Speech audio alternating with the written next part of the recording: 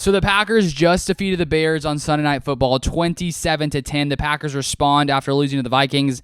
Now sitting at 1-1. The Packers, we were wondering on both sides of the ball. Can they come back? Can they rebound after a poor showing week 1?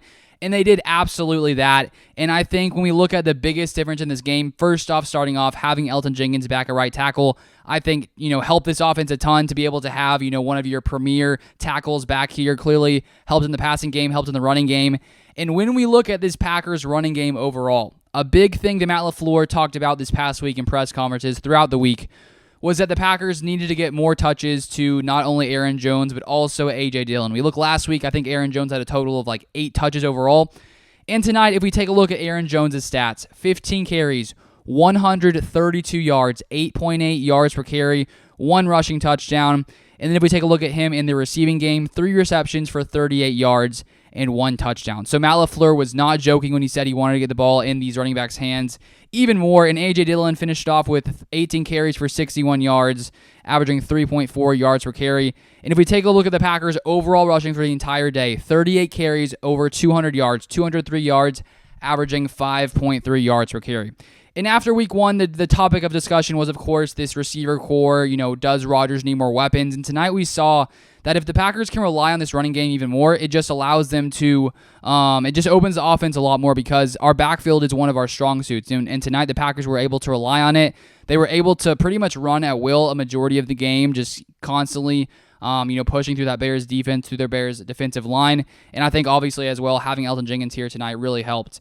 And if we take a look at the Packers defense, the first series wasn't super pretty. The Bears just drove down the field, sort of moving the ball at will. After that first series, I was a little nervous, thinking, man, is this going to continue against a team like the Bears that we should beat? There's a chance that the Bears coming off a victory in week 1, they were probably hyped up a little bit, thinking they could come into Lambeau and upset the Packers. And so after one series, the Packers defense not looking great. But then for the next, 3, 4, 5, 6 series, the Packers came in, shut them down. I think after the touchdown series, there were probably 3 series in a row, if I'm not mistaken, where it was 3 and out. We had, Preston Smith getting some sacks. We had Quay Walker flying around. We had Rasul Douglas making tackles in the backfield. And this Packers defense really responded well after a very poor showing in week 1. And if we take a look here at Justin Fields' stats, 7 for 11 was 70 yards. So he held the passing attack to only 70 yards, which is insane. Sacked Justin Fields 3 times. The only area of concern for the Packers defense in this game was the running defense. If we take a look at their total team rushing yards, 27 carries for 180 yards, average 6.7 yards per carry. We saw in the first drive they were led in the run, moved the ball very well. They sort of seemed to get away from that a little bit. The next few series, the next few drives, the Packers played the pass very well. They were getting lots of pressure on Justin Fields. And then when it was 24-10, with about 8 to 10 minutes left, the Bears get the ball, and they just start running the ball, and they are able to basically move the ball the entire length of the field. They come down to the goal line area. Justin Fields almost scores, reaches the ball out, touches the pylon. The play comes back. His knee was barely down. And then on the goal line situation, they decide to do shotgun. Justin Fields can't get in. In that play, if that had gone in as a touchdown, the game would have been a lot different at that point in the fourth quarter with, 5 or 6 minutes left. That would have been a 24-17 game. So luckily the Packers were able to escape and in the goal-to-go situation, stop them. So props to the Packers D for that. But that series, they allowed the Bears to run the ball consistently without having really any answer to stop David Montgomery. So the Packers' run defense is definitely something to keep an eye on. But luckily tonight, overall, we were able to have a really good game on defense. I think besides the first series and that one series where they almost scored, as I just described, the Packers defense played really well. We had, just to have Quay Walker in the middle of this field, you can just see his sideline-to-sideline speed, his ability to make tackles across the field, his speed to, break for, passes and coverage. It's just great to have him here alongside Devondre Campbell. And then, of course, Jair Alexander comes in one of the, in the final, series on defense for the Packers, comes up with a nice pick, flies across the field. Justin Fields throws it perfectly to Jair Alexander. So tonight we saw some more life in this Packers defense, where last week we just, basically saw it was just a tough performance after Justin Jefferson gouged this Packers defense. Overall, this Packers defense responded well. There's a lot more positives tonight, a ton of positives tonight. And I think, coming into this year, we really thought the Packers defense could be one of the top in the NFL. I still think there's some things to clean up, as we saw tonight, when it comes to certain situations in the running game. But there are lots of, positive things to build on. And I think that as the Packers continue to go on week over week, hopefully we can improve and continue to grow as a defense overall, because I think in all aspects of this defense, the defensive line, the middle linebackers, the secondary, we have the ability to be elite. I really do believe that. We didn't see it week 1, but I think that we're seeing things, starting to come together. This was, of course, a Bears team that isn't one of the best offenses in the NFL, and next week we will have a big